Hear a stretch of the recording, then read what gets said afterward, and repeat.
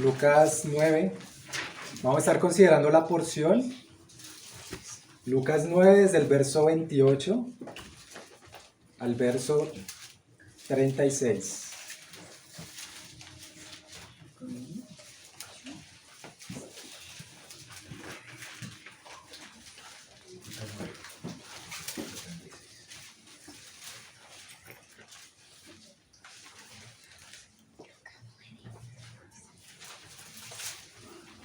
Listo, dice la palabra entonces.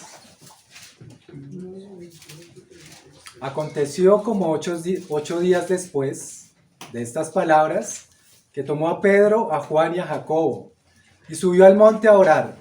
Y entre tanto que oraba, la apariencia de su rostro se hizo otra, y su vestido blanco y resplandeciente.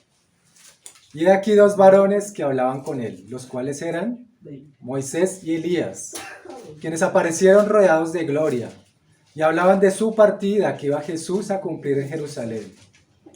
Y Pedro y los que estaban con él rendidos de sueño, mas permaneciendo despiertos, vieron la gloria de Jesús y a los dos varones que estaban con él. Y sucedió que apartándose ellos de él, Pedro dijo a Jesús: Maestro bueno es para nosotros que estemos aquí y hagamos 3 enramadas, una para ti, una para Moisés y una para Elías, no sabiendo lo que decía.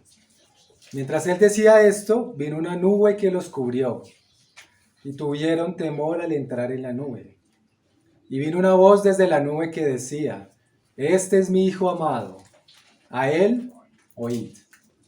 Y cuando cesó la voz, Jesús fue hallado solo, y ellos callaron, y por aquellos días no dijeron nada a nadie de lo que habían visto. Amén. Padre, te damos gracias, Señor, por tu palabra que vamos a estar considerando en esta mañana. Reconocemos, Señor, que es tu palabra la que nos habla. Que tu palabra, Señor, sea vida en nuestros corazones. Que tú nos ayudes, Señor, a discernir, que fortalezca nuestros espíritus, Señor. Te pedimos, Padre, que como iglesia, Señor, y como hermanos podamos ir juntos a esta escritura, Señor, que nos has dado para hoy, Señor.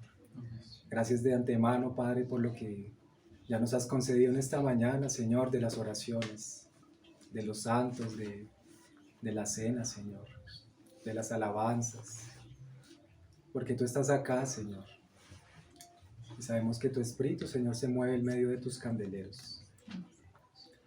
Tú eres, Señor, el que ha escrito también tu palabra a las 7 iglesias, y es tu Espíritu que se mueve, Señor, en cada localidad. Padre, háblanos, Señor, y trátanos con tu palabra. Te necesitamos, Padre. Te lo pedimos, Señor, y te agradecemos este nuevo tiempo que nos das. En el nombre de Jesús. Amén. Bueno, mis hermanos, si nosotros miramos ahí un poco unos pasajes atrás, antes de que sucediera este tema de la transfiguración, había sucedido algo muy importante, algo que ya todos conocemos, y fue la confesión de Pedro. La confesión de Pedro cuando el Señor Jesús le preguntaba a todos ellos que quién creían que era él. Si te recuerdan, el Señor Jesús preguntaba: ¿quiénes dicen que son los de afuera que soy yo? Entonces unos decían que era Elías, otros decían que era Jeremías, y cada uno decía diferentes cosas. Pero luego viene también la revelación del Padre a Pedro el apóstol, y Pedro le dice: tú eres el Cristo, el Hijo del Dios viviente. Entonces estos son unos pasajes atrás. 8 días fue que sucedió esto de la transfiguración, pero ciertamente en esa situación pasó algo que ya todos conocemos de antemano. Y lo que sucedió fue que Pedro, aunque le fue revelado por parte de Dios Padre que Jesús era el Cristo, el Hijo del Dios viviente, también enseguida de eso pues ocurrió algo, digamos que inesperado para los discípulos, pero pues para el Señor era esperado, que fue cuando el Señor les dijo a ellos que era necesario que Él padeciera por mano de los sacerdotes, de los escribas, por manos de los fariseos. Y Pedro fue cuando lo aparta al Señor y le dice: Señor, en ninguna manera te acontezca esto, sino como que te compadezcas de ti. Y ya sabemos cuál fue la respuesta que el Señor le dio a Pedro. Apártate delante de mí, Satanás, porque no pones la mira en las cosas de Dios, sino en las de los hombres. Entonces este contexto, hermanos, nos sirve para también entender un poco más qué fue lo que ocurrió acá en la transfiguración. Acá incluso después de que el Señor había reprendido tan fuertemente a Pedro con estas palabras, viene el pasaje también conocido para nosotros que dice el Señor Jesús: el que quiera venir en pos de mí, niéguese a sí mismo, tome su cruz y sígame. ¿Sí? Y ahí al final de ese pasaje, el Señor está diciendo, como concluyendo en ese aspecto: les digo en verdad que algunos de los que están aquí no gustarán la muerte hasta que vean el reino de Dios. Y eso fue ciertamente lo que sucedió acá en la transfiguración. Ahí en las mismas palabras, cuando Pedro había recibido esa confesión o esa revelación del Padre de que Jesús era el Cristo, el Hijo del Dios viviente, el Señor también le dice: bienaventurado eres Simón, hijo de Jonás, porque no te lo ha revelado carne ni sangre, sino mi Padre que está en los cielos. Y luego dice el Señor: sobre esta roca fundaré mi iglesia. La roca era el mismo Jesús. Pero luego enseguida también está diciendo el Señor: a ti, Pedro, te daré las llaves del reino. Y todo lo que atares en la tierra será atado en el cielo. Todo lo que desatares en la tierra será desatado en el cielo. Hermanos, Pedro tuvo una revelación especial del Señor. Pero ahorita más adelante vamos a ver hasta cierto punto cuál fue la razón por la que Pedro también tuvo esa revelación de parte del Señor. Entonces acá Pedro había recibido esta promesa, pero era una promesa que no solo era recibida para él, sino también para los discípulos que están ahí y también para la iglesia de la que nosotros hoy somos participantes, ¿sí? No es porque Pedro, no era porque eran los 12 apóstoles o los 12 escogidos, sino que ciertamente aunque el Señor escogió a estos hombres, incluido Pedro, aquí el Señor también nos muestra algo muy precioso a través de la vida de ellos. Ahí estaban reunidos Pedro, Juan y Jacobo. En ellos también hay que mirar algunos aspectos esenciales de lo que habla acá la palabra de la transfiguración. Pero entonces, mis hermanos, para tener claro ese contexto, por eso fue que el Señor le dijo a Pedro, especialmente a él, aunque también a todos los que estaban reunidos, estas últimas palabras ahí para concluir. Los que están aquí no gustarán la muerte hasta que vean el reino de Dios. Entonces vamos ahí, hermanos, Lucas 9:28, que es el primer pasaje, el primer verso que vamos a ir mirando. Dice que 8 días después de estas palabras, tomó a Pedro, a Juan y a Jacobo, y subió al monte a orar. Y fíjense, hermanos, que está esta palabra tomó. No fue que ellos tres hubieran querido ir con el Señor, o que Él les hubiera preguntado a ellos: ¿quieren ir conmigo? O vamos y te acompañamos. Sino que el Señor mismo les dijo a ellos tres: vamos, porque yo los quiero acá ustedes conmigo. Y acá nos empieza a mostrar la palabra algo también de la comunión que el Señor Jesús tenía con estos tres discípulos, porque no los tomó a todos. Habían 12 escogidos, más los discípulos que también seguían al Señor, pero especialmente aquellos 12 por los cuales incluso el Señor había orado toda una noche por aquellos a los que el Padre le iba a revelar que iban a ser esos 12 apóstoles. Pero acá entonces, mis hermanos, tenemos solo 3 nombres: Pedro, Jacobo y Juan. Mateo 17:1 nos agrega también de que los llevó aparte a un monte alto, como que quiso el Señor separarlos a ellos. Esto ya nos muestra, hermanos, también que iba a haber de antemano un acontecimiento que tal vez no era para todos, o no todos lo iban a poder asimilar, o no a todos el Señor en un principio quería revelarlo. El Señor tomó a estos 3. Y la pregunta también entonces sería, hermanos, ¿por qué a estos 3? ¿Por qué no los tomaba a los otros? ¿O por qué no tomaba a Bartolomé, a Tomás, a Andrés o a Felipe, sino que tomó a estos 3 hombres? Nosotros sabemos, hermanos, que estos hermanos son gigantes espirituales, ¿no? Pedro, Juan y Jacobo, o así es como normalmente se les llama. Pero la Biblia, mis hermanos, también nos muestra diferentes aspectos en la relación que el Señor Jesús tiene y tenía con esos 3 discípulos. Hay dos instancias o dos aspectos que es importante que nosotros miremos acá, de considerar por qué el Señor Jesús quiso escoger a estos tres hombres para que fueran a presenciar este magnífico evento de su transfiguración. La primera instancia, hermanos, es que Jesús llamó a estos tres hombres, los tomó aparte solos. O sea que fue un llamado de parte del Señor. No fue algo que ellos por sí mismos hubieran deseado, hubieran ganado, sino que el Señor Jesús, desde la eternidad, había decidido con el Padre que estos tres hombres eran los que en primera instancia se iba a revelar de esta manera. Claro, ya se había revelado como hombre, ya se había revelado a muchos de sus discípulos como Dios y hombre, pero de esta manera ya tan específica, el Señor quiso hacerlo solo con ellos tres. Si recordamos, mis hermanos, ahí en Romanos 9, los que se acuerdan, hay algo respecto de lo que Pablo dice de lo que ocurrió cuando Rebeca quedó embarazada de Jacob y Esaú. Ya la palabra nos está diciendo, es que cuando ella concibió de uno que fue de Isaac, dice, ellos no habían nacido aún, ¿no? Ni habían hecho aún ni bien ni mal para que el propósito de Dios conforme a la elección permaneciese, no por las obras, sino por el que llama. Acá vemos un principio elemental, hermanos, con esto, y es que Dios es el que llama, no por nuestras obras, no por lo que hubieran hecho estos tres hombres, sino que ciertamente es para que conforme a su elección permaneciera también su propósito de que estos tres hombres iban a ser parte de las columnas de su iglesia. Si ustedes recuerdan allá en Apocalipsis, cada uno de los apóstoles representa como una columna de la iglesia, una columna del templo de Dios. Y en Apocalipsis el Señor le revela a Juan estas cosas. Entonces acá Romanos nos está diciendo esto. Es conforme a la elección que permanece de parte de Dios. No es por algo que en un inicio una persona haga. Estos tres hombres eran hombres ordinarios, hombres común y corriente como cualquiera de nosotros. Recordemos, hermanos, que Pedro era pescador, una labor muy común en ese tiempo.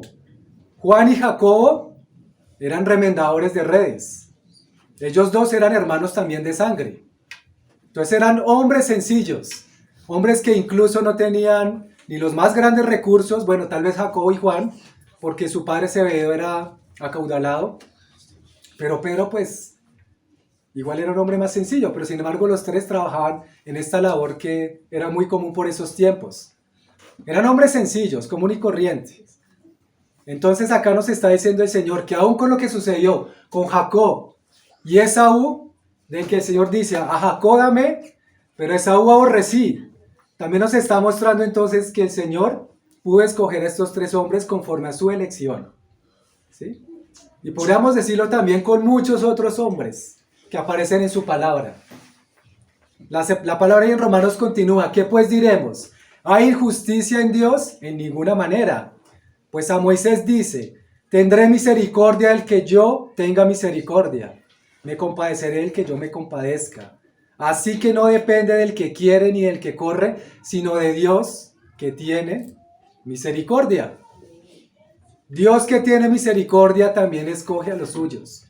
Dios que tiene misericordia también nos ha llamado a nosotros.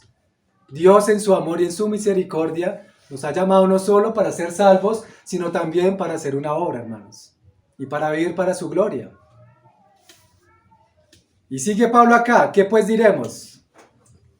Que los gentiles que no iban a entrar a la justicia han alcanzado la justicia.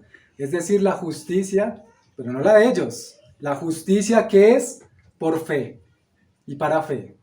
La palabra también nos está diciendo el justo vivirá por la fe. Esa fe en el Hijo de Dios. Esa fe que incluso más adelante Pedro va a reconocer o va a enfatizar porque es la fe por la cual él mismo primeramente fue salvo. Esa misma fe preciosa de la que nosotros hoy como Candelero de Soacha también somos partícipes. Esa fe que fue dada una vez a los santos. Esa fe que vino y se materializó por medio de Jesús, el Hijo de Dios. Es esa fe, hermanos, en el Hijo de Dios la cual sostiene a estos hombres y por la cual también Dios quiere magnificarse y mostrarse a ellos. Pero esa fe que no viene de ellos, de su propio corazón, ni tampoco de nuestro propio corazón, sino la fe que proviene desde los cielos, desde lo divino, desde lo eterno. A nosotros nos hubiera sido imposible alguna vez adquirir la fe que hoy tenemos, por nosotros mismos nunca hubiéramos podido. Es el Señor que nos dio esa fe. Y hermanos, hay unas situaciones que estos tres hombres fueron partícipes con el Señor Jesús en unos momentos o en unas escenas o en unos escenarios donde ocurrieron cosas muy importantes. Podríamos nombrar como la primera este momento de la transfiguración, pero hay otras dos, solo para traerlas acá, es que Pedro, Jacobo y Juan también estuvieron en la resurrección del hijo de Jairo. El Señor, cuando Jairo llegó, este principal de la sinagoga, a rogarle porque su hijo estaba que moría y ya luego falleció, porque caminó allá a la casa, ocurrieron cosas como cuando la mujer tocó el manto de él y fue sanada de su flujo. Entonces a ella le habían dicho al principal de la sinagoga, Jairo, que su hijo había muerto. Llegaron allá a la casa, el Señor les dijo, no está muerto, sino duerme. Todos se burlaron. Y el Señor se apartó únicamente a los padres del niño, y a Pedro, a Jacobo y a Juan. Y cuando el Señor estuvo en esa situación, en esa escena, que le dijo al niño, Talita Kumi, que significa a ti te digo, levántate. Entonces ellos estuvieron también participando de esta de las varias resurrecciones que el Señor Jesús permitió o que hizo con la palabra de su poder. Pero también estuvieron allá en la oración de Getsemaní, cuando el Señor Jesús oraba antes de ir a la cruz, cuando el Señor Jesús oraba y que su sudor era como lágrimas de sangre.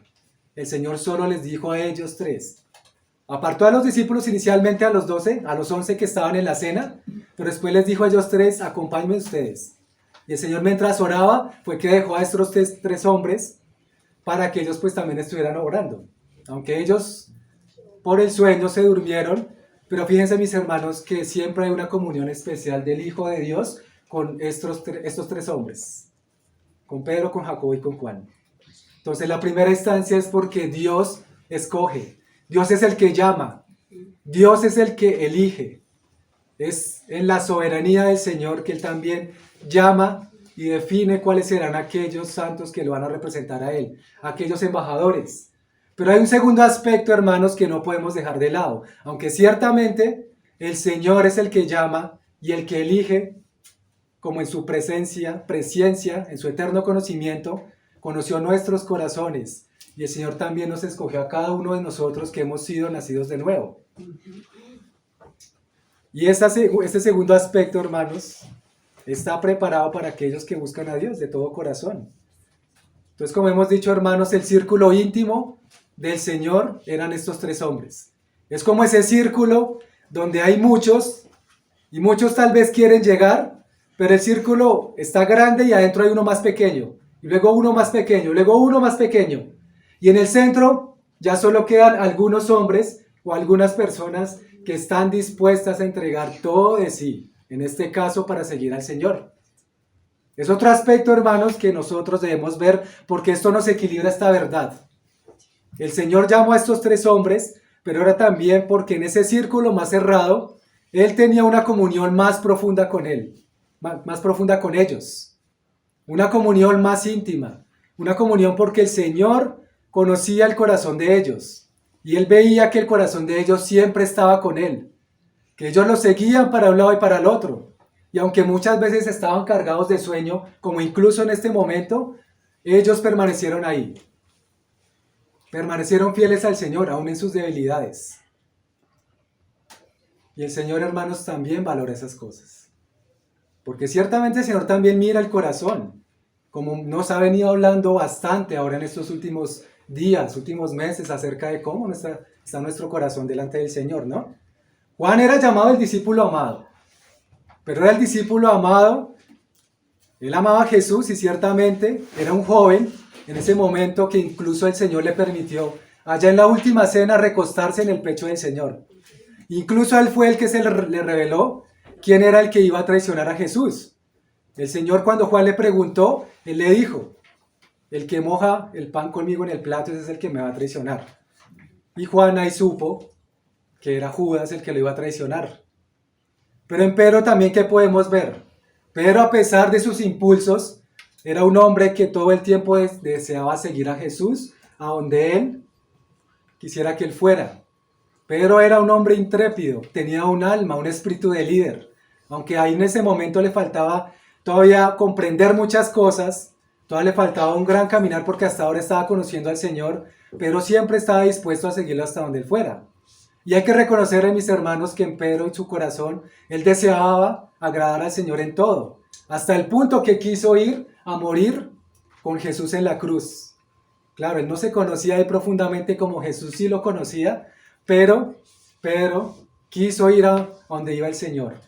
Fue el que se lanzó a las aguas cuando Jesús se les apareció a ellos. Cuando la barca estaba ya en la tormenta y se apareció el Señor como un fantasma, que ellos creyeron que era un fantasma, ahí estaba Pedro que le dijo al Señor: si tú eres el Señor, manda que yo vaya a las aguas y vaya hacia ti. El Señor le dijo: ven. Y aunque su fe falló, Pedro estuvo dispuesto a lanzarse a las aguas. Miren el corazón de Pedro, hermanos. Y de Jacobo podemos decir, bueno, él era el hermano de Juan. Remendaba las redes con su hermano. Dejando a su padre Zebedeo en la barca, siguió también a Jesús. Aunque de Jacobo no se dan tantos detalles en la palabra, sí vemos, solo por estos hechos y este ejemplo, que Jacobo era de esos 3 hombres que también permanecían con el Señor, que el Señor llamaba a todas partes, que estaban también con él. Y si está el nombre de Jacobo ahí, pues es por algo también, hermanos. Era un hombre que también amaba al Señor. Ciertamente, hermanos, Dios prueba los corazones y revela su poder a aquellos que en realidad desean conocerle, hermanos. Este segundo aspecto también podemos verlo como un ejemplo en lo que sucedió por allá en Jueces 7:2 con Gedeón. ¿Todos recuerdan más o menos la historia de Gedeón? Allá en Jueces. Vamos a recordarlo un poquito, hermanos. Voy a leer acá un momento Jueces 7, verso 12, ahí un poco en adelante. Dice la palabra: Jehová dijo a Gedeón: el pueblo que está contigo es mucho para que yo entregue a los madianitas. ¿Recuerdan ahí el escenario? Gedeón era también un hombre conforme, bueno, con un corazón dispuesto para el Señor. Gedeón era un hombre en el que Dios puso sus ojos. Entonces, acá en este momento ya Dios lo había escogido a él para librar a los israelitas de los madianitas. Pero el Señor le dice: hay muchos que están contigo. Entonces con estos no voy a hacer yo que ustedes sean liberados. Porque no falta que Israel después se alabe contra mí y diga: mi mano me ha salvado. Porque Israel pues acostumbraba a hacer unas cosas que entristecían el corazón del Señor. Entonces el Señor dice ahí también: ahora pues, haz pregonar en oídos del pueblo. Quien tema y se estremezca, madrugue y devuélvase desde el monte de Galaad. Y se devolvieron entonces 22,000 personas. Y quedaron 10,000. O sea que había un total de 32,000, hermanos. Empezamos a hacer cuentas. Habían 32,000 hombres que aparentemente estaban dispuestos a seguir al Señor, a ir a la guerra. Pero luego acá, solo con estas palabras que vienen del Señor, Gedeón les dice al pueblo: quien tema y se estremezca, vaya, madrugue y devuélvase. Ahí nomás ya hubo bastante deserción. Quedaron solo 10,000 hombres. Más adelante el Señor le dice a Gedeón: aún es mucho pueblo, llévalos a las aguas, allí te los probaré. Allí te los probaré, dice el Señor. Del que yo diga, vaya este contigo, irá contigo. Mas de cualquiera que yo te diga, este no vaya contigo, el tal no irá. Entonces llevó al pueblo a las aguas, y Jehová le dijo a Gedeón: cualquiera que lamiere las aguas con su lengua como lame el perro, a aquel pondrás aparte. ¿Qué palabras del Señor, hermanos? Esto en una primera instancia uno podría pensar que es tal vez el Señor deseando o quitar tal vez la dignidad del hombre o algo así. Pero mis hermanos, acá lo que se nos muestra es: cualquiera de ellos que hiciera esto, lamer las aguas como un perro, era aquel que estaba dispuesto a seguir al Señor a donde fuera. La palabra nos recuerda siempre, hermanos, que es el que humilla el corazón delante del Señor, es aquel al que el Señor ve. El espíritu contrito y humillado, como dice David. Un corazón dispuesto para el Señor, pero no solo dispuesto, sino que también derramado para el Señor. un corazón humillado. Es lo que el Señor busca también. Y esto fue lo que encontró acá en estos hombres que hicieron esto. Fue el número de los que lamieron llevando el agua con la mano a su boca, 300 hombres. 300 hombres, ¿y cuántos eran que habían quedado? 10.000. 10.000 hombres. O sea que ahí hubo otro filtro y 9.700 salieron a volar. Quedaron 300, hermanos. De 32.000 hombres que eran en total, quedaron 300. Y con esos 300 fueron con los que el Señor utilizó junto con Gedeón para salvar a los israelitas de los madianitas. Porque eran hombres que confiaban en el Señor. No iban con sus espadas, confiando en sus armas o en su capacidad de guerra. Recuerden, hermanos, cómo fue que incluso el Señor hizo para librar a los israelitas de los madianitas. Ellos en ningún momento tuvieron que levantar espada, sino que fue, se podría decir que una estrategia de guerra divina. Ellos solo usaron unos cántaros y unas antorchas para poder hacer esta obra del Señor, y el Señor los liberó. Después el Señor le confirmó a Gedeón que ya había entregado a los madianitas en sus manos. ¿Qué nos muestra esta palabra, hermanos, cuando la traemos acá a lo que estamos viendo hoy entonces? Así como estos 300 hombres que estuvieron listos para vivir y a morir por el Señor, por los israelitas, por el pueblo, de la misma forma estos 3 hombres, Pedro, Jacobo y Juan, estaban dispuestos a seguir al Señor a donde quiera que Él fuera. Y esto parece, hermanos, en un principio fácil de entender o fácil de aplicar. Cualquiera podríamos de nosotros decir, yo te sigo, Señor, a donde quieras que vaya. Pero la realidad, mis hermanos, es que a veces nos está costando mucho entregar todas nuestras vidas al Señor, para que Él incluso nos dé una revelación tan grande y magnífica como la que hizo acá estos 3 hombres.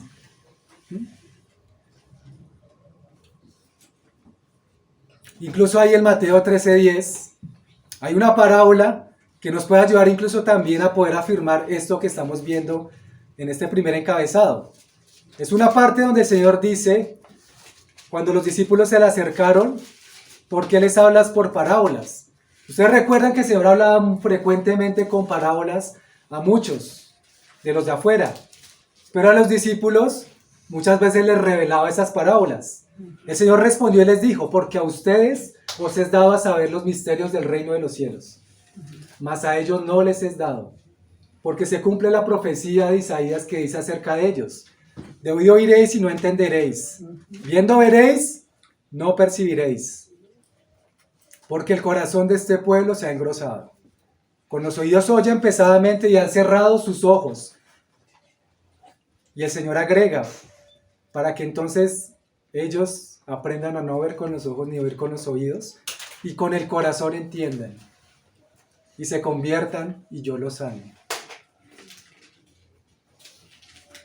No es con nuestros sentidos, hermanos, que podemos percibir al Señor, aunque ciertamente el Señor nos da los sentidos con un propósito. Pero hay algo que viene mucho más profundo. Teniendo en cuenta que en nuestro corazón el espíritu también está ligado. O al menos nuestra conciencia hace parte de eso. Y el Señor les hablaba era a los discípulos y a ellos era quien les revelaba el misterio del reino de los cielos. Pero a otros no les había sido dado esto. Qué privilegio, hermanos, para nosotros.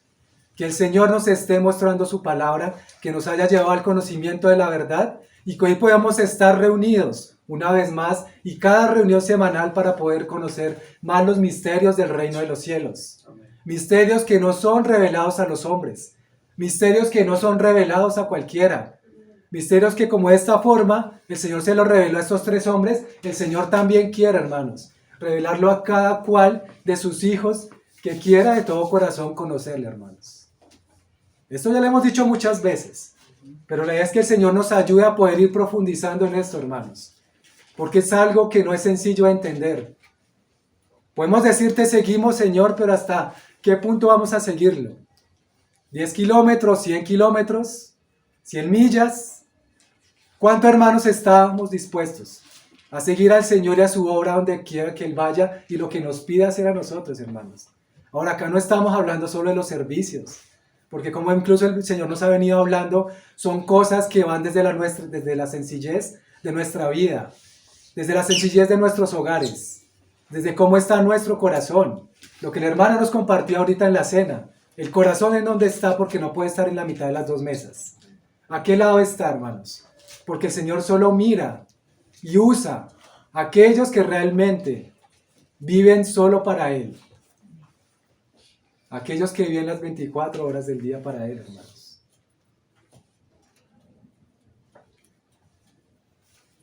Sigue la palabra en Lucas 9:29.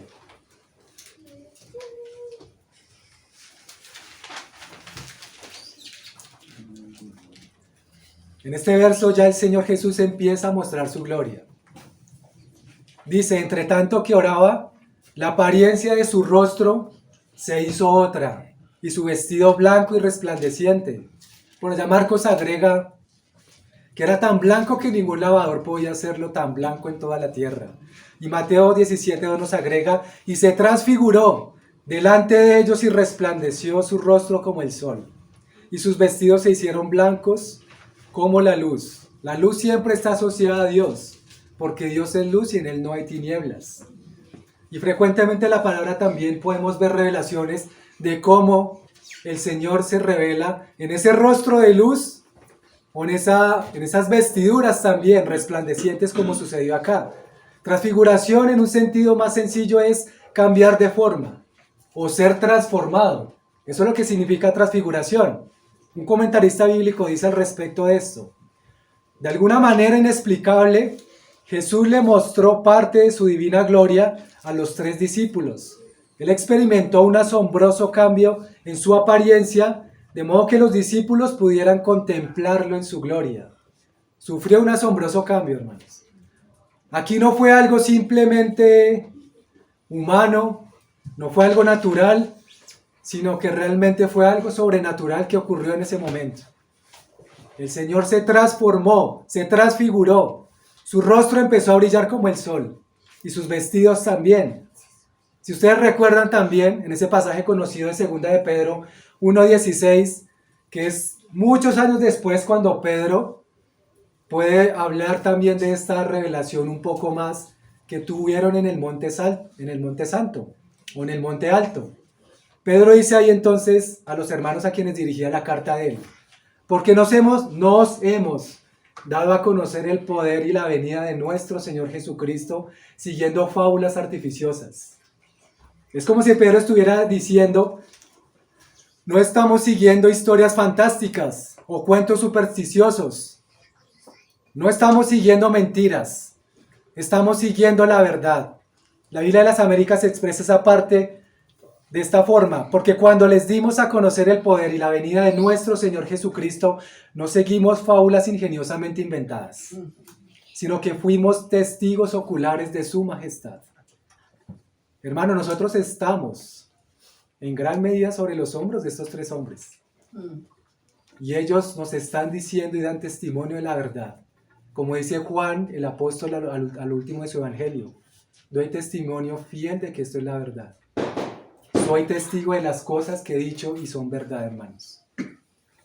Porque ciertamente acá sí Pedro, como les decía ya a los hermanos, sé que aunque muchos están confirmados en la verdad presente, a mí no me es molesto volverles a hablar y recordar estas cosas. ¿Por qué será que el Señor nos recuerda las cosas? Porque como incluso recordamos hace unas reuniones, el que crea estar firme, mire que no caiga. El que crea estar ahí, sobre la roca todo el tiempo, mire que no caiga. Y si Pedro, siendo una de las columnas de la iglesia, uno de los principales de la iglesia, desde que el Señor la fundó, llamaba con deseo, incluso tal vez con angustia, a los hermanos para que recordaran estas cosas, aunque estuvieran confirmados en la verdad presente, ¿cuánto más a nosotros, hermanos? De que Pedro acá nos está diciendo, por el Espíritu Santo, no nos hemos dado a conocer el poder y la venida de nuestro Señor Jesús siguiendo fábulas ingeniosamente inventadas. Y eso, hermanos, puede aplicar para nuestro corazón de cómo examinamos la palabra cada vez que la leemos. Podemos creer en el Señor Jesús, en su muerte y resurrección, hermanos. Pero ¿será que toda la palabra, de principio a fin, la consideramos una realidad? Sus promesas, sus profecías, los salmos, los hombres que hablaron de parte de Dios y todo lo que está escrito en la palabra. La pregunta es, hermanos, si lo estamos creyendo de todo corazón. O algunas partes sí, otras no. Porque entonces, si algunas partes no las estamos creyendo, hermanos, podemos estar como estos hombres que creían que eran fábulas artificiosas. Ahora, hermano, mire usted cuando lee la palabra, o cuando lee profecías como las de Apocalipsis que no se han cumplido todavía, pero que están por venir, ¿cómo usted asume esa palabra? ¿Cómo usted la está recibiendo? Hermano, ¿la está recibiendo realmente creyéndole de todo corazón? ¿O la está recibiendo como una fábula artificiosa? Porque aún, hermanos, hay en los corazones cosas que deambulan y hacen divagar el corazón y hacen que nos vayamos por lugares de tinieblas que nos hacen dudar de la palabra del Señor. Ahí usted está creyendo que la palabra es una fábula artificiosa. Pero Pedro acá está siendo muy enfático en esto, hermanos. Nos hemos dado a conocer el poder y la venida de nuestro Señor Jesús, siguiendo fábulas artificiosas, sino como habiendo visto con nuestros propios ojos su majestad. Pues cuando Él recibió de Dios Padre honra y gloria, le fue enviada desde la magnífica gloria una voz que decía: este es mi Hijo amado en el cual tengo complacencia. Y nosotros oímos esta voz enviada del cielo cuando estábamos en el Monte Santo. Una revelación que Pedro, aunque había tenido hace muchos años atrás, la vuelve a plasmar acá, en una de las cartas que quedó escrita. Una de las cartas cuando ya Pedro había comprendido muchísimas cosas que en ese mismo instante, incluso cuando el Señor se transfiguró, no había comprendido. Y Pedro la vuelve a decir acá en las cartas. Ahora con Juan también, hermanos, a quien se le reveló el Apocalipsis, también se le dio esta visión de que pudiera ver al Señor con sus rostros y sus vestiduras resplandecientes. Y podemos ver otros tantos ejemplos, como Daniel cuando se le concedió ver al Hijo del Hombre, o como Isaías cuando vio al Señor sentado sobre su trono. Eran hombres que eran del círculo íntimo del Señor. Eran hombres que el Señor conocía enteramente el corazón. Y eran hombres que realmente andaban todo el tiempo en el Espíritu. Esto, hermanos, no se le concede a cualquiera. Aún siendo muchos los hijos de Dios, siendo millares, de millares no a todos se les concede estas visiones tan tremendas de la gloria del Señor, hermanos. Y esto, hermanos, es para poder ver que ciertamente la revelación que el Señor nos da a nosotros, si es mucha, pues es porque tal vez estamos dispuestos a seguir al Señor. Si es poca, hermanos, es porque tal vez no estamos siguiendo al Señor de todo corazón. El Salmo 104:2 dice acerca de esto: te has vestido de gloria y de magnificencia, el que se cubre de luz como de vestidura. Aún el mismo Señor hacía que su ropa fuera blanca. Y sigue ahí en Lucas 9:30. Y aquí dos varones que hablaban con él, los cuales eran Moisés y Elías, quienes aparecieron rodeados de gloria, y hablaban de su partida que iba Jesús a cumplir en Jerusalén. Estos dos hombres que también aparecieron en la gloria con el Señor eran los hombres que representaban la ley y a los profetas. Moisés representaba la ley y Elías a los profetas. Y hay una reacción acá, hermanos, bien interesante de ellos dos, ahí en el verso 33, la partida de Lucas 9. Dice ahí: sucedió que apartándose ellos de él. Entonces fue cuando Pedro le habla. Pero estos hombres, aunque vinieron desde la magnífica gloria también a hablar con el Señor cuando se transfiguró, y era también con un objetivo. Recuerden, hermanos, que hablamos al principio de que Pedro, el Señor le decía: hay algunos que no gustarán la muerte hasta que vean el reino de Dios. Y aquí Pedro con Juan y Jacobo lo estaban empezando a ver. Una muestra de eso, no era completo, porque el Señor todavía no venía ya a reinar sobre toda la tierra. Pero una muestra que se le dio a Pedro para que reconociera esto, e incluso estos dos hombres hablaban de la partida de Jesús que iba a cumplir en Jerusalén. O sea, la muerte que el Señor iba a ir a padecer allá en Jerusalén. Ellos hablaban de estas cosas porque en medio de esto también querían darles a entender a estos tres hombres quién era el Hijo de Dios. ¿Quién era realmente? A Pedro se le reveló el Padre cuando le dijo a Jesús: tú eres el Cristo, el Hijo del Dios viviente. Pero como que después ya se le olvidó. Señor, compadécete de ti, que en ninguna manera esto te acontezca. Entonces acá como una afirmación que viene desde lo alto para estos tres hombres que iban a ser más adelante columnas de la iglesia. Entonces ellos, Moisés y Elías, se apartan de él. Es como si estuvieran diciendo, incluso ellos dos, a los tres hombres que estaban ahí, a los tres mortales: es Él el que tiene la gloria. Es Él el que es mucho más grande y eterno. Es Él el que realmente ustedes tienen que adorar. Ellos, aunque estaban ahí, y sabemos que Elías él no fue muerto, sino fue arrebatado, ¿no? En el carro de fuego. Moisés fue muerto, pero el cuerpo, al parecer, el Señor lo tomó. Que fue cuando estaba incluso Miguel contendiendo con el diablo por el cuerpo de Moisés. Entonces ellos se apartaron de él para dar también una señal, o un mensaje más bien, a los tres que estaban ahí viendo esto, hermanos. Y entonces Pedro tiene una reacción. Nos devolvemos ahí al verso 32 de Lucas. Y Pedro y los que estaban con él estaban rendidos de sueño, mas permaneciendo despiertos vieron la gloria de Jesús. Vieron la gloria del Señor, que estaba preparada para que ellos tres la vieran. Y a los dos varones que estaban con él. Y más adelante entonces dice ahí: Pedro dijo a Jesús: Maestro, bueno es para nosotros que estemos aquí y hagamos tres enramadas, una para ti, una para Moisés y una para Elías, no sabiendo lo que decía. Y Marcos agrega: porque no sabía lo que hablaba, pues estaban espantados. Pues ya, hermanos, en un momento de esos, que eran tres hombres sencillos que no estaban acostumbrados a una visión como esta, pero que se les fue concedida desde lo alto, y Pedro nuevamente, como en su alma, en su espíritu de liderazgo, toma esta iniciativa de decirle al Señor: Señor, es bueno que estemos nosotros acá y que hagamos estas tres enramadas, una para cada uno. Las enramadas, mis hermanos, era como, o hacen referencia a esas tiendas que hacían los israelitas en la fiesta de los tabernáculos. La fiesta de los tabernáculos, que se celebraba por 7 días, y era cuando el pueblo de Israel recordaba cómo el Señor los había librado de Egipto. Era una fiesta que tenía 7 días, y hagan de cuenta que eso era como lleno de enramadas, como de camping. Algo así como cuando íbamos a los campamentos. Pero eran enramadas, ¿sí? Tal vez lo hacían con materiales del mismo paisaje. Entonces Pedro, tal vez teniendo esto en mente, expresó su deseo de que Jesús, Moisés y Elías estuvieran más tiempo con ellos.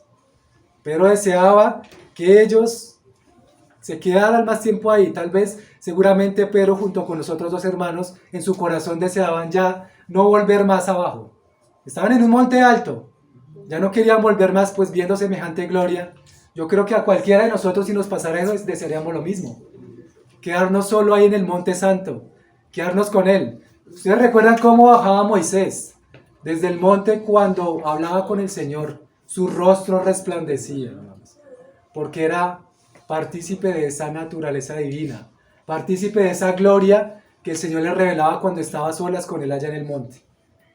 Tanto así que el pueblo ni siquiera se podía acercar, porque era muerto y ellos se espantaban. En cambio, solo a Moisés le fue dado eso. Y acá incluso Moisés aparece con el Señor. Entonces Pedro tal vez tenía ese deseo, o tal vez, dicen otros hermanos, que pudo haber pensado que el reino milenial estaba a punto de comenzar. Entonces hubieron tal vez muchas emociones de estos tres hombres allá. ¿Y quién no las iba a tener viendo ya la gloria de Jesús? Viéndolo ya en su magnificencia, viéndolo ya no solo como hombre, sino ahora solo como Dios en ese momento, aunque seguía siendo hombre y Dios. Hay un comentario bíblico también que dice al respecto de esto: Pedro, Jacobo y Juan experimentaron un momento maravilloso en la cima del monte y no quisieron dejarlo.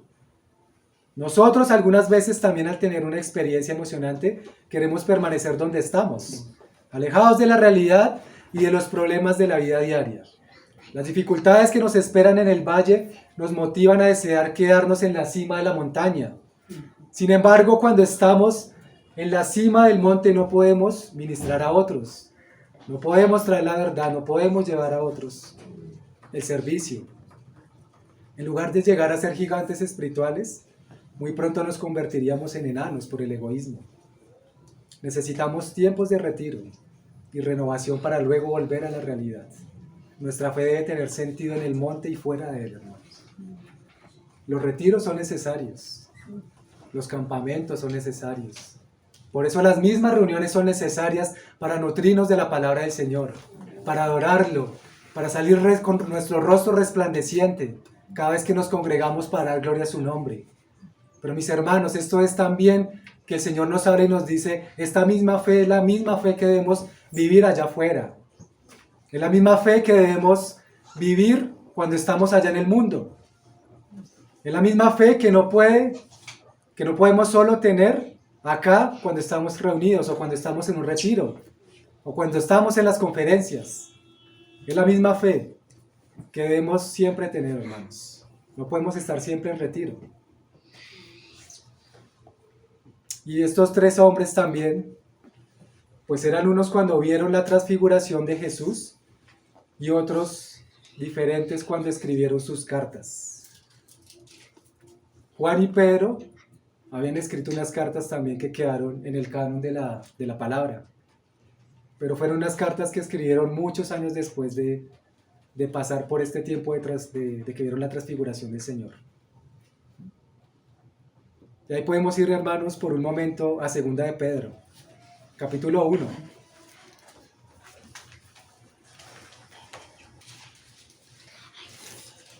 Como hablamos al principio, hermanos,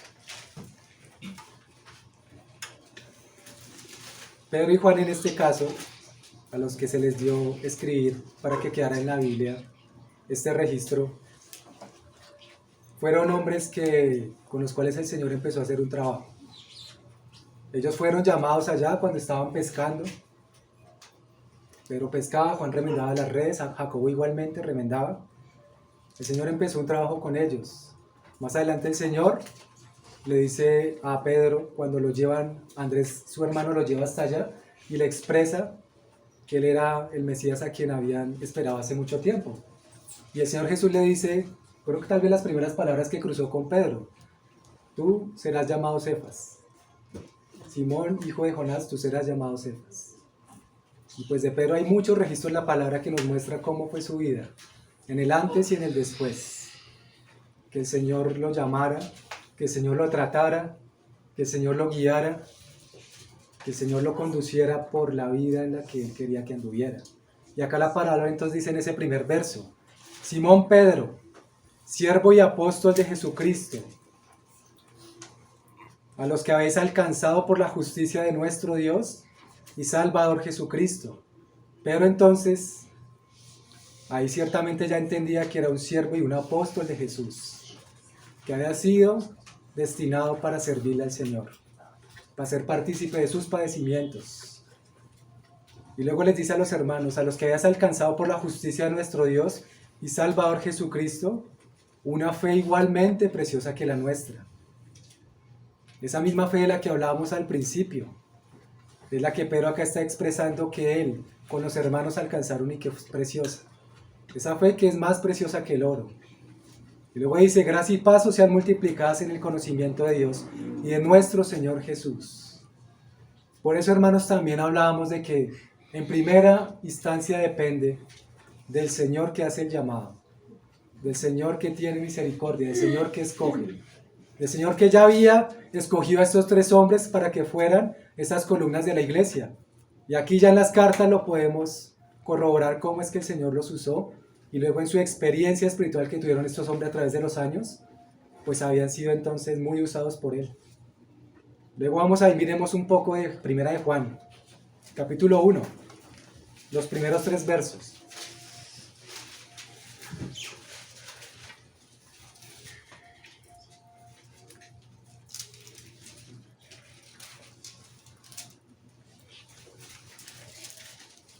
Primera de Juan 1, del verso 1 al 3.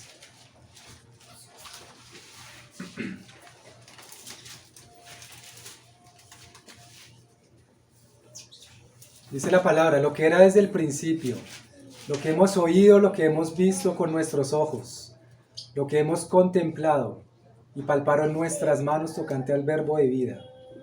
Porque la vida fue manifestada y la hemos visto, testificamos y anunciamos la vida eterna, la cual estaba con el Padre y se nos manifestó. Acá Juan tal vez pudo haber hablado de esta misma experiencia que tuvo con el Señor y tal vez agregada a las otras experiencias que Juan tuvo con Jesús. Pero estos dos hombres que quedaron de sus cartas registradas acá, pues nos muestran esta certeza de que lo que ellos dijeron no fueron ideas de ellos, no fueron fábulas, sino fueron cosas que ciertamente ellos palparon, vieron con sus ojos, escucharon con sus oídos, y ahora anunciaban y testificaban esa vida que estaba manifestada en el Padre y que se les manifestó a ellos también. Y luego dice, lo que hemos visto y oído anunciamos para que también ustedes tengan comunión con nosotros. Y la comunión nuestra es verdaderamente con el Padre y con su Hijo Jesucristo. Porque el Padre no estaba desligado de esta transfiguración. El Padre también estaba allí presente. Volvamos allá. Bueno, antes de eso, hermanos, miremos acá un momento algunas cosas. Ahorita hablamos un poco más acerca del Padre y las palabras que Él anunció cuando la nube los rodeó a estos tres hombres.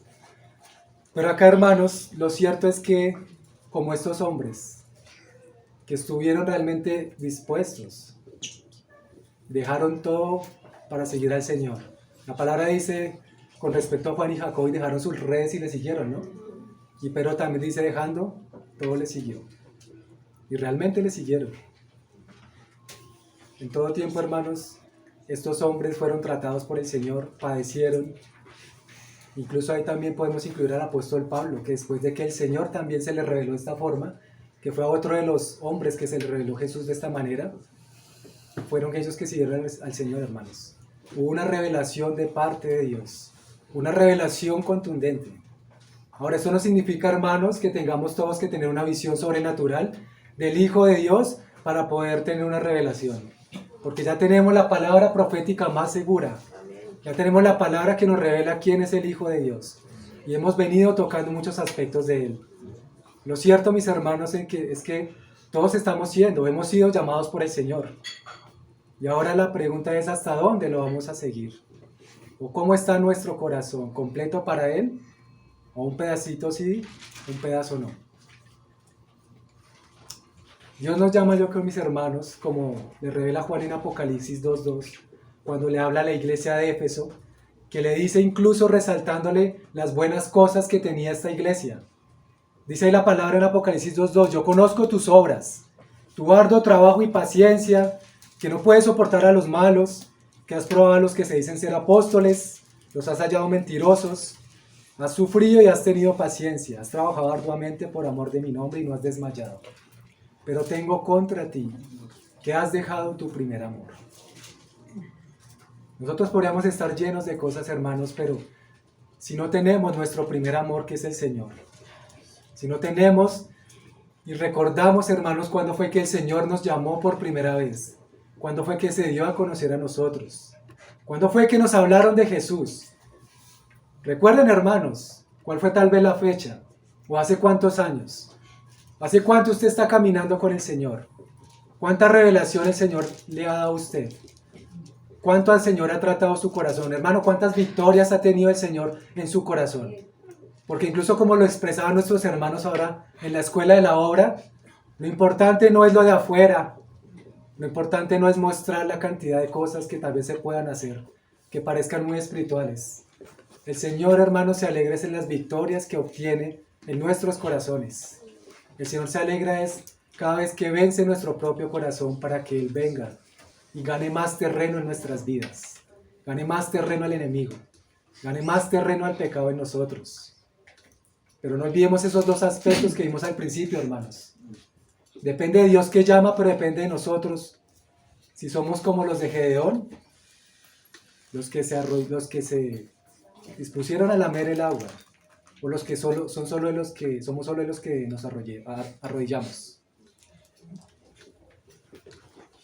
Entonces acá el Señor le dice a Juan, que le diga a Éfeso, has dejado tu primer amor.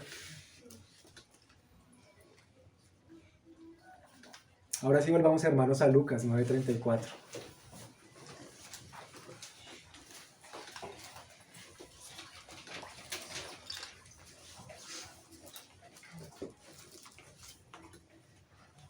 Mientras él decía esto, o sea, Pedro, vino una nube que los cubrió y tuvieron temor al entrar en la nube. Y vino una voz desde la nube que decía: este es mi Hijo amado, a él oíd. Las mismas palabras que Pedro años después expresa que el Señor les había dicho. Y Mateo 17:6 agrega: al oír esto los discípulos se postraron sobre sus rostros y tuvieron gran temor. Esas son la respuesta del Padre a Pedro. Pedro queriendo hacerle 3 enramadas al Señor Jesús y a Moisés y Elías. Y mientras Pedro hablaba, llega esa nube y el Padre le responde: este es mi Hijo amado, a él oíd. Es como si el Padre le estuviera diciendo a Pedro: no te escuches a ti, no sabes lo que estás diciendo. Yo te estoy mostrando la gloria de mi Hijo, es para que lo mires a él. Mira incluso cómo Moisés y Elías se apartan de él. Que aunque son hombres, son hijos míos, mi Hijo primogénito es el que tiene más gloria, porque es eterno. Se lo decía a Pedro y a Juan y Jacobo: este es mi Hijo amado, míralo a él. No mire lo que tú quieres hacer o lo que tú piensas. Por eso los evangelios nos agregaban que Pedro no sabía lo que decía, porque estaba espantado. Y esta fue la respuesta del Padre. Parece ser, y según la palabra, algunos hermanos sugieren que esto era de noche, porque ellos ya estaban cargados de sueño y la nube que llegó pues los cubrió de luz. Entonces posiblemente ya eran altas horas de la noche. No nos dice la palabra, pero esto puede ser posible, y incluso acá hubiera sido mayor el impacto de que esa nube de luz los hubiera rodeado a ellos, los hubiera cubierto y después el Padre les hubiera hablado. Lucas 9:36 dice entonces: cuando cesó la voz, Jesús fue hallado solo y ellos callaron. Y por aquellos días no dijeron nada a nadie de lo que habían visto. Mateo 17:9 nos agrega algo, hermanos. Vamos allá, Mateo. Que es el testimonio de él acerca de esta escena que ocurrió en la transfiguración.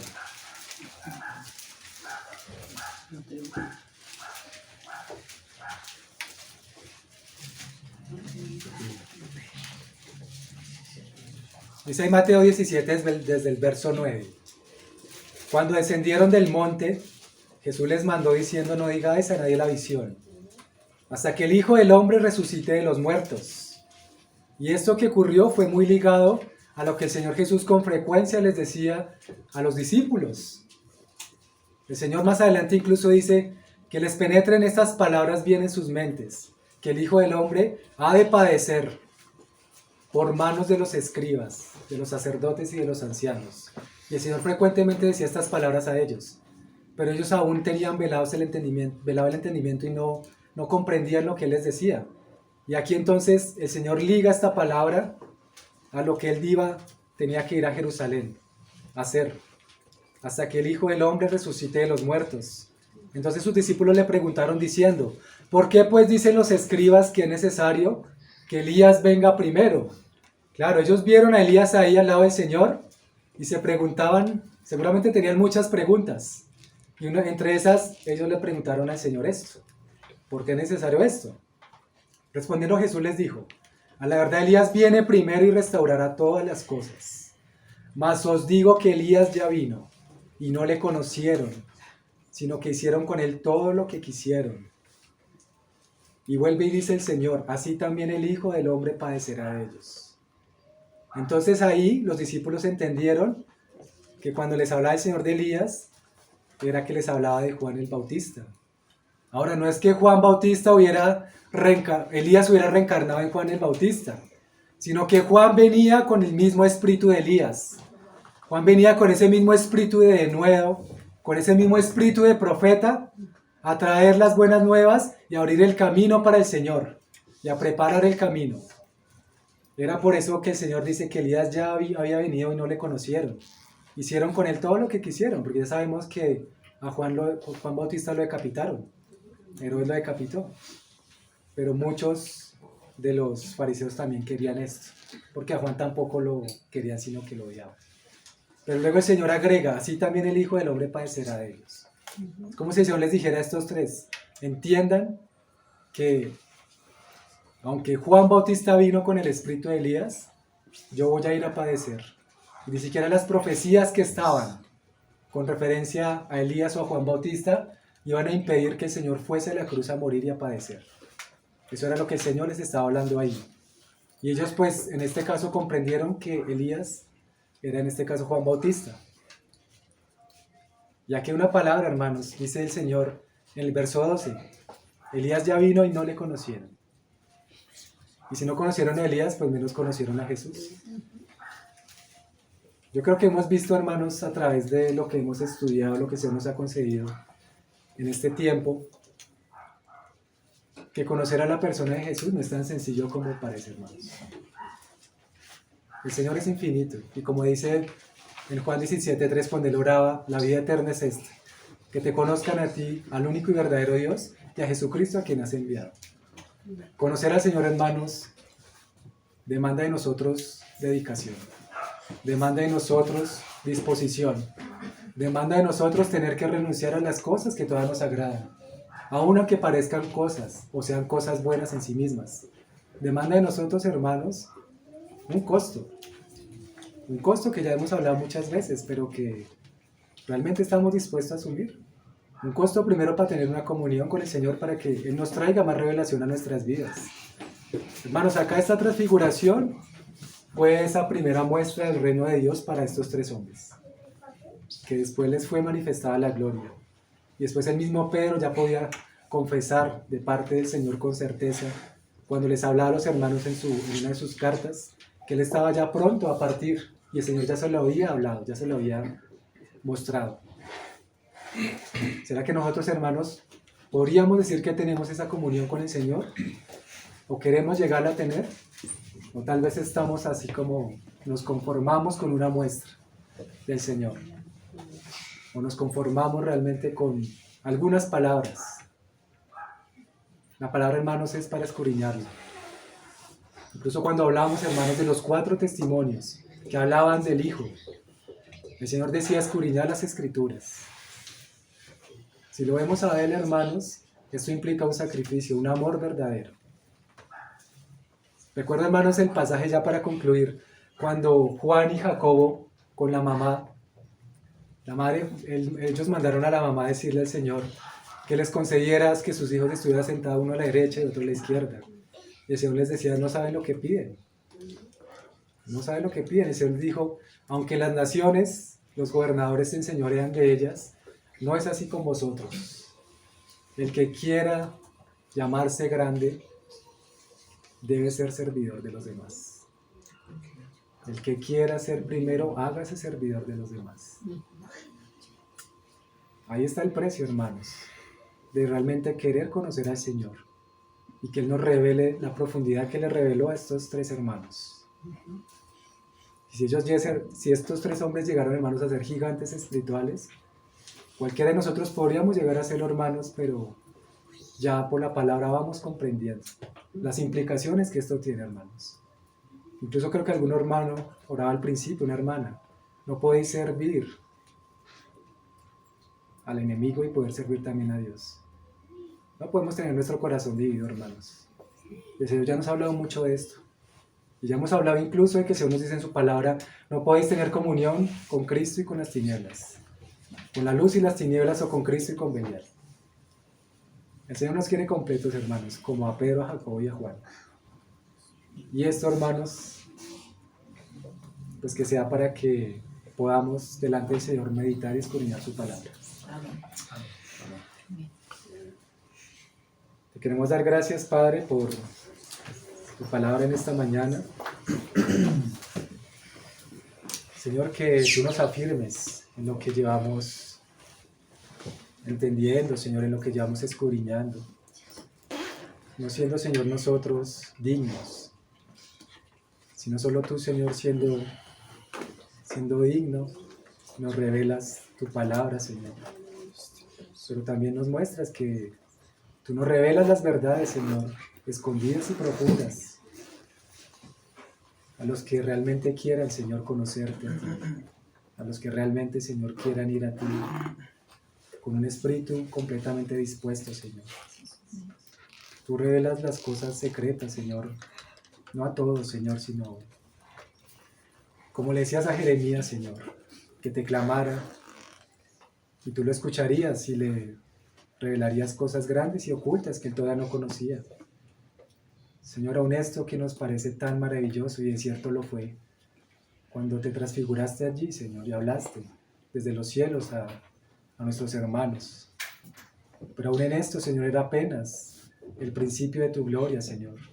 Era apenas una muestra de lo que eres tú, Señor, de tu grandeza, de tu magnificencia, de tu inmensidad, Señor, de algo que ni siquiera alcanzamos a imaginar, Señor, que eres tú, allí sentado en el trono, Señor, incluso como lo revelaste a Isaías. Padre, ayúdanos, Señor, a seguir dejando cosas de nuestras vidas, Señor, allí en la cruz. Ayúdanos, Señor, a cada vez amarte más, a entender, Señor, esta vida en la que tú nos has puesto, como la entendieron Pedro, Jacobo y Juan, Señor. A entender, Señor, que tú nos has llamado para un propósito. Ese propósito, en primera instancia, es conocerte a ti, Señor. Buscarte con todo el corazón. Ceder nuestras vidas a ti por completo, Señor. Quita de nosotros, Señor, lo que nos sirve, lo que es tropiezo, Señor.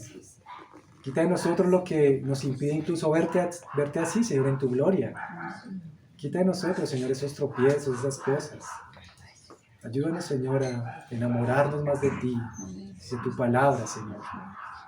Enamorarnos más, dedicarnos, Señor, a la oración, Señor, a buscarte. Aprender a escuchar tu voz como Elías, incluso aprendió a escucharla, Señor. Porque allí en el monte, cuando él llegó, Señor, él supo que tu voz era ese silbo delicado y apacible, Señor. Y no era otras cosas, no era ni el viento, ni el fuego, ni los estruendos, Señor, ni el terremoto, sino esa voz delicada, Señor, y apacible, que él entendió que era cuando tú le hablabas, Señor. Haznos hacia nosotros sensibles, Señor, a tu palabra, sensibles a tu voz.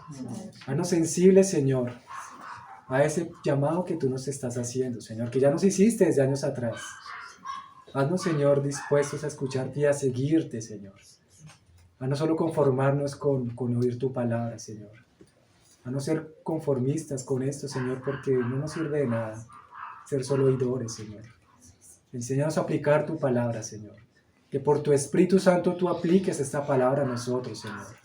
Que por tu Espíritu tú nos hagas, Señor, fuertes espiritualmente y nos des un crecimiento constante, un crecimiento espiritual, Señor. En todo lo que aún sabemos, Señor, que debemos corregir, que tú nos llamas, Señor, a poner a tus pies. Padre, te lo rogamos, Señor. Y una vez más, estamos agradecidos contigo por esta mañana que nos has dado, Señor. De Santa Comunión, Señor. De la cena, de las oraciones, las alabanzas, Padre. Muchas gracias, Señor. Amén. Amén.